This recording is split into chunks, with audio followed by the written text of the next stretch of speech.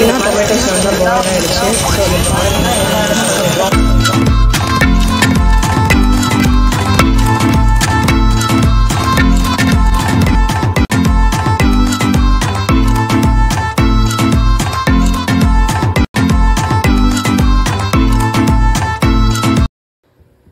First ஒரு பாத்திரம் வச்சுக்கோங்க. பாத்திரத்தில் வந்து எண்ணெய் ஊற்றிருக்கேன் நான்.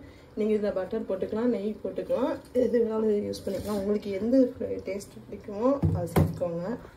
இப்போ இதை வந்து ஸ்டவ் சிம்லேயே இருக்கட்டும். இதில் வந்து கொஞ்சமாக உப்பு போட்டுக்கோங்க. ஊற்றுங்க. இப்போ பாருங்கள், கலர் கொஞ்சம் சேஞ்ச் ஆகிருப்பா.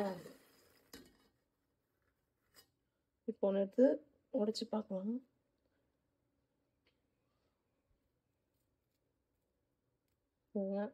இவ்வளோ ஹார்டாக இருக்குங்க. இது பாருங்கள், எல்லாம் வெந்துருச்சு. இந்த மாதிரி கலர் கொஞ்சம் சேஞ்ச் ஆகி கொஞ்சம் ஹார்டாக இருக்கணும் உடைக்கும் போது.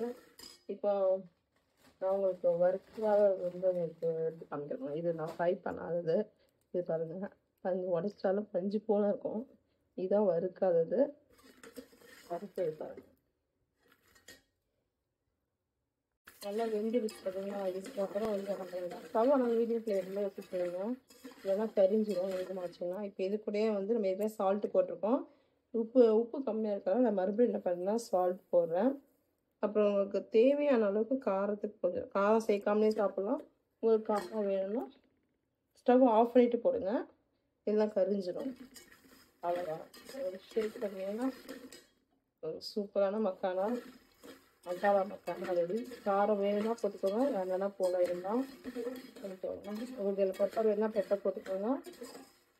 உங்களுக்கு என்ன வேறு எதாவது மசாலா பிடிக்கணும் வச்சுக்கோங்க, போட்டுக்கலாம்.